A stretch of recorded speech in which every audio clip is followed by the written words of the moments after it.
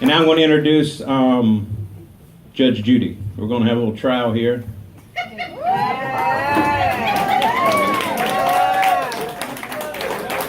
Here comes the judge. Here comes the judge. Picking this up. Someone did not order the judge's robe large enough.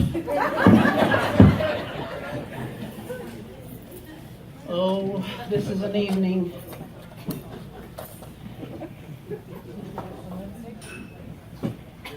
Good evening, I'm Judge Judy. Please be aware that our court docket is full this time of year. I personally am missing my Western show tonight on Friday nights to preside here tonight to what I call a very troublesome, problematic occasion.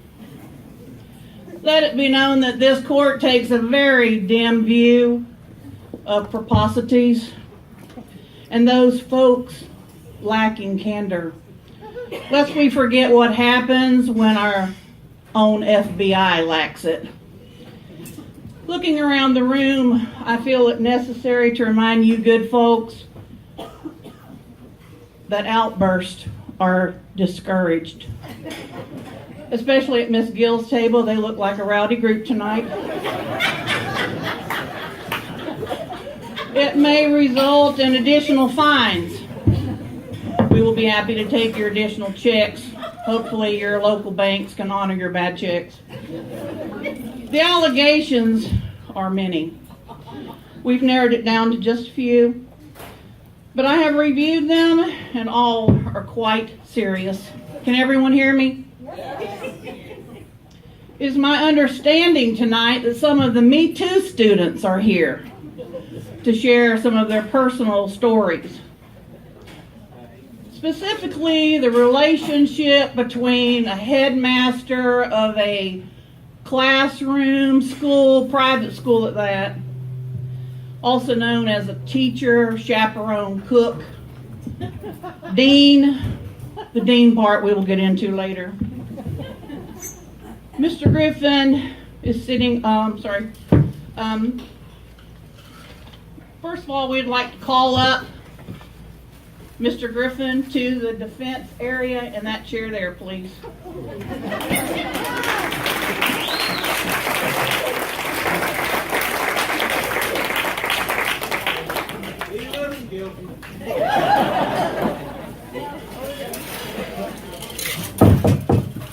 No, in the defense chair, please. That's my witness area. It'll be $50.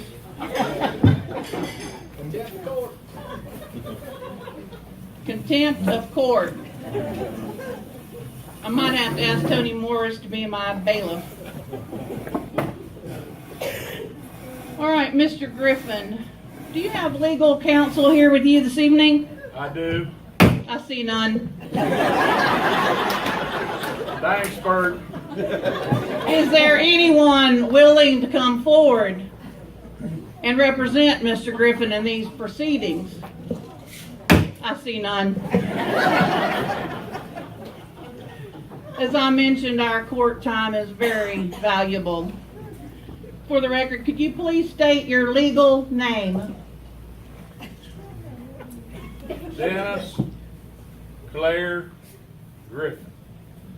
What parent names their kids Claire? It's like a boy named Sue. How do you do? Here's the girl that named me Ida. Ida Claire. Mr. Griffin, keep your comment down so you are instructed to answer. As I mentioned, our court time is very valuable. Okay, we have count one here. Strike to do bodily harm to kids with a wooden cutting board. The court recognizes Norma Griffin. If you will please take the witness stand.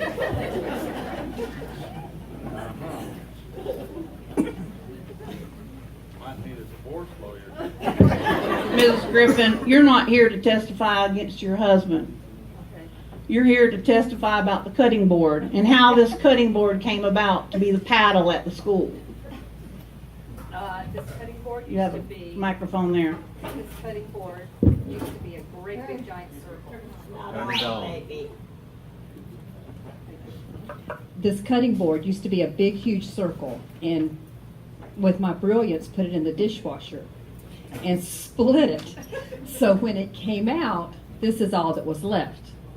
So Dennis decided, in his wisdom, that it would be the greatest paddle. That's your opinion. The court will weigh on if he had any wisdom. Okay, so Dennis decided that that would be the paddle for the school. So he took it and it hung by the wall, on the wall by the door for, I don't know, 30 years or ever how long it was. That's how it got to be there. Scorched pattern brings new meaning to the word burnt bottoms, doesn't it? Are there any Me Too students here tonight that would like to stand up and be recognized for receiving the cutting board on their backside? Please stand up.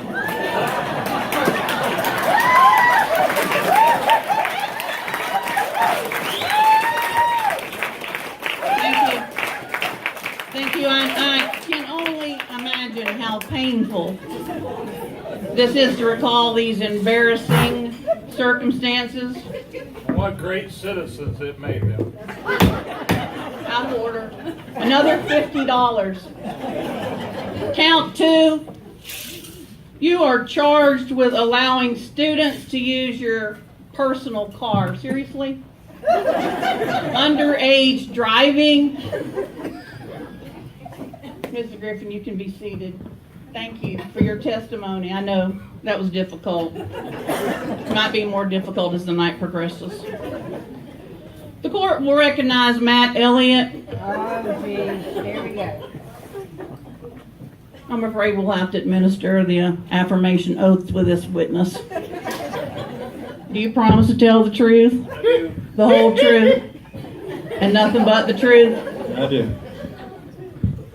Now, as I understand the complaint, you were asked to go on an errand for Mr. Griffin. Is that correct? Yes. Where was this errand going to take you, Mr. Elliott? Hartzell, I think is what you're talking about. And you walked up the street, I suppose, by yourself? No ma'am. How is it that you got to the Hartzell's market without your legs?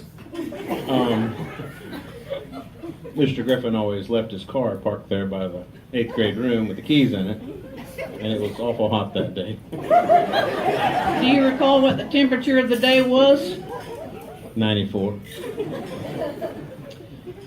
Well, and then what happened? You went to get what? What were you getting for Mr. Griffin?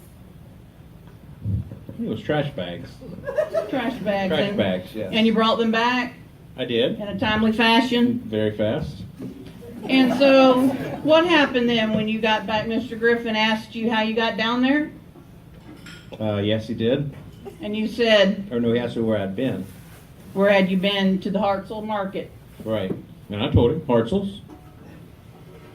Then what did he say to you? Did you take my car? And you said, Yes, you didn't expect me to walk, did you?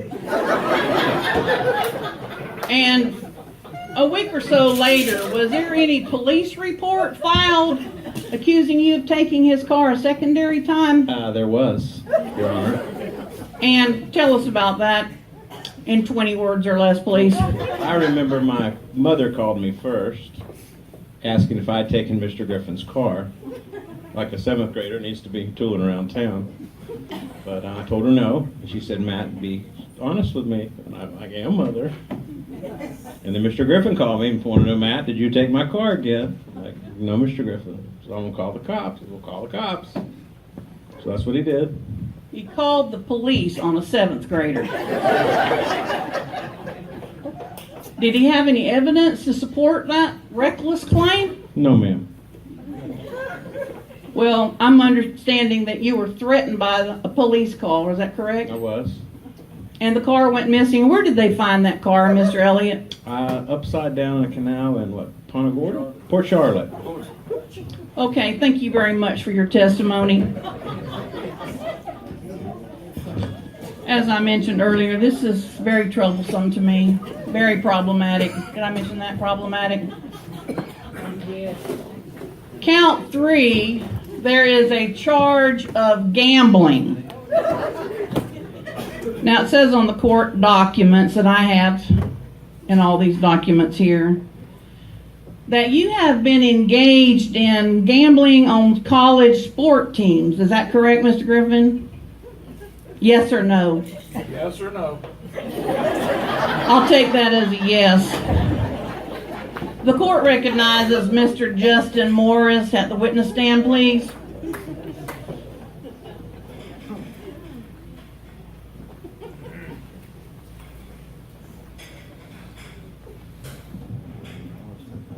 Good evening, Mr. Morris. Hello, Your Honor. Thank you for being respectful. How would you view Mr. Griffin's animosity towards one of our beloved Florida teams? It's very disrespectful.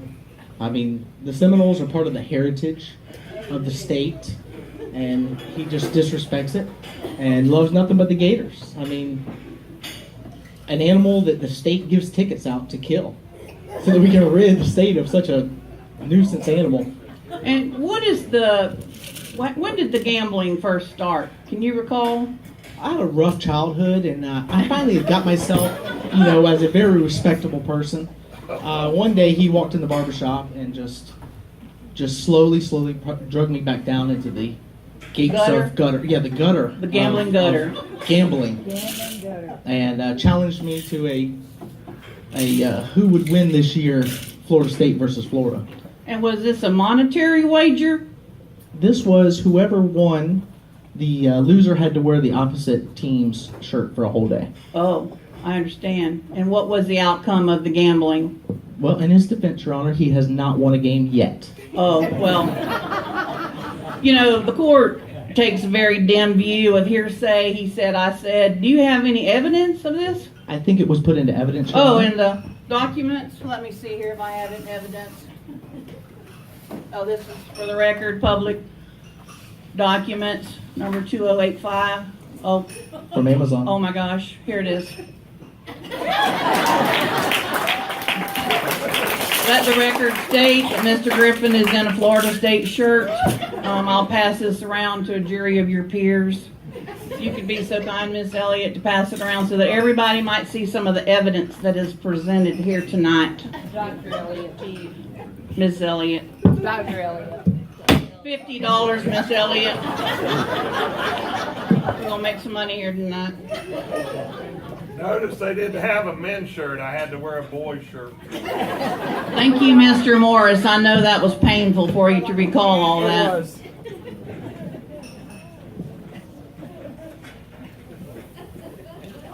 We done now? You're up to what, 150 now? No, sir. This is count 4. We have use of excessive stimulants in the classroom. This really concerns me probably the most. That you actually got kids and students to go get you, and I quote, a cup of coffee. Repeatedly. According to CNN reports, the fake news channel, drinking excessive amounts of coffee, like say more than 4 cups a day, is responsible for a lot of health issues and probably low weight loss. Oh, I have it somewhere here, the proof of that. Oh, I think it was for pregnant women, I'm sorry. The court recognizes Brady Boack at this time. Brady Boack. Brady, could you come forward? Now, don't be shy, Brady. You talking about Brady Boat? Miss Elliott, do you need to be removed to the back of the room? You talking about Brady Boat or Brady Boack? I can reach you. For the record, how do you pronounce your name? I'm so sorry, Brady Boak, is that correct? And how old are you, Brady? 13. Can everybody hear Brady? No, we can't. We can't. That's that FSU technician. You're out of order, Mr. Griffin.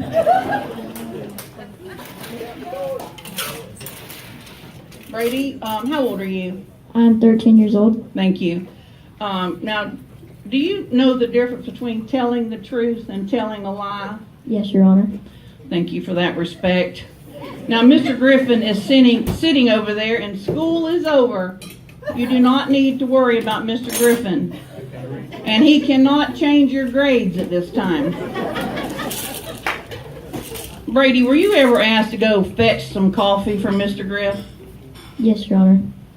And what type of, was this once a day, twice a day, during school, what should be learning times, or once a day, twice a day? Probably twice. Twice, wow. And what was the brand of coffee he used? Chock full of nuts. Chock full of nuts. That explains a lot. Did he have a special cup he used he liked for you to bring him? Yes, ma'am. Starbucks stainless steel cup. Well, everybody here knows that Starbucks is a racist establishment. That in itself is troubling to the court. Thank you, Mr. Bogue, for your testimony tonight. You're welcome.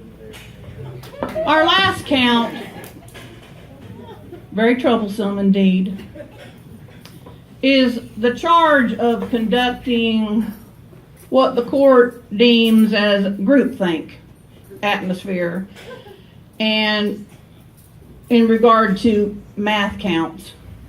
To say the least, this is a cult-like organization, I think.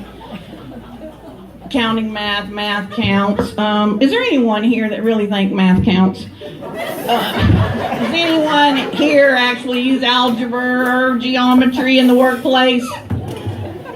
I see none. The pi r squared theory and the arcs and all that. Everybody knows pi r round and cornbread r square. I had to throw that in. This time I would like to thank the audience for being good jurors and listening to all the evidence that has been presented. In light of all these egregious charges, I'm asking what you say. Not guilty? I see none.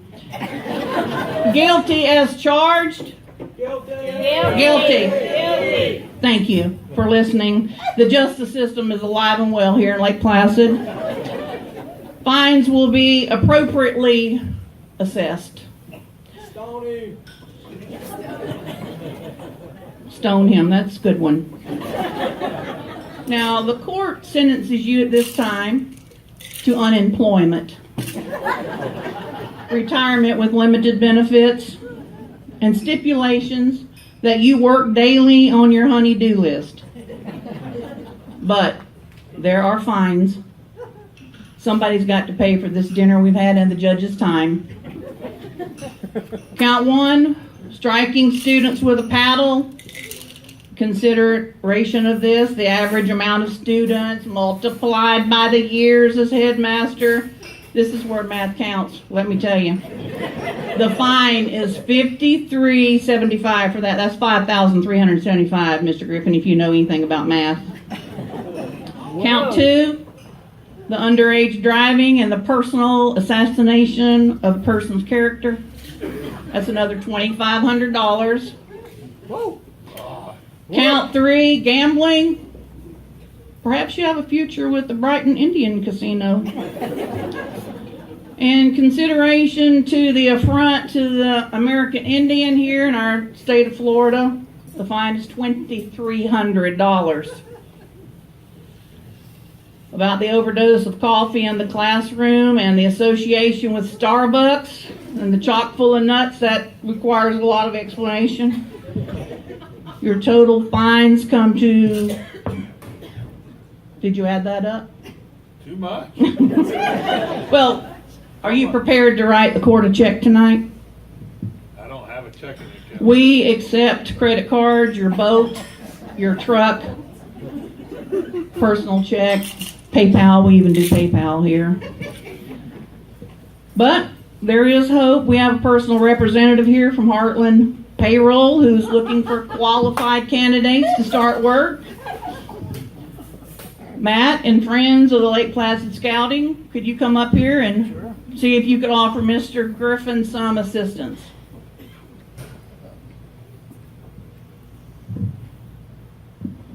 I think she wants me to put you on the payroll. Well, we have a little commercial here for you.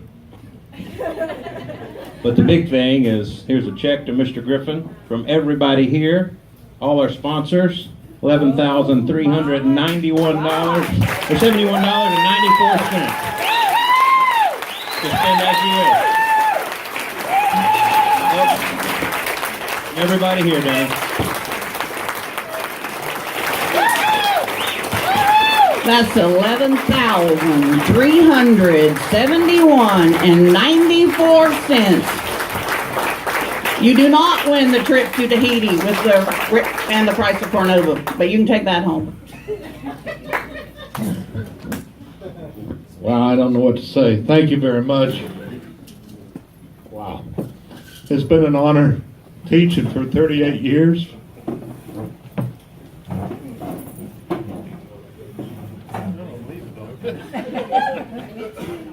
And I just want to thank all of y'all. I really have enjoyed teaching. And that part of it I'm really going to miss is the kids. So thank you very much. Amen.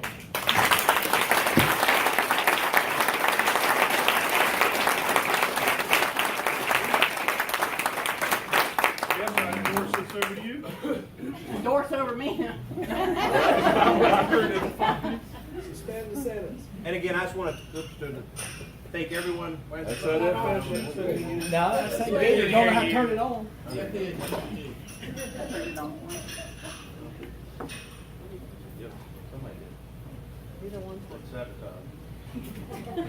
Number 11,000. Again, thank everybody for coming. When I called around, it was just overwhelming support. Yes, we want to do something for Dennis. Let us give. Let us be part of it. So we thought we'd do it. So thank everybody here. It's not me, it's the people here. Okay?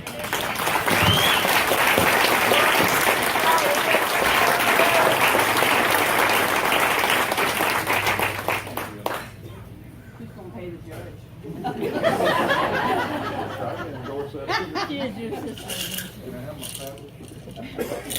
Did they steal these from you? Yes. That's another thing while we're talking about it.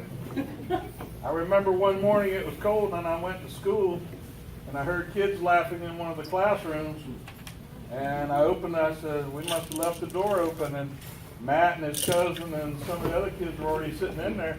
I said, how'd y'all get in? He said, you're all the time asking me to go get stuff at Caulfield's. I just had them make me a set of keys.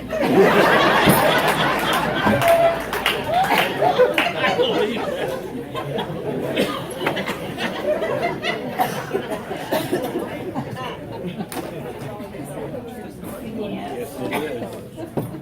Yes.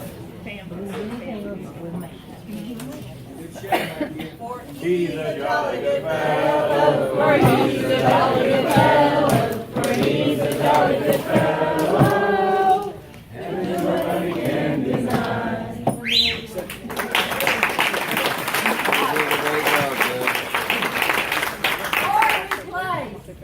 There will be a void, Dennis. Your gift has been passed on and passed on to children, therefore passed on, and it will be a big void. But you deserve every ounce of peace and quiet and retirement. Thank you.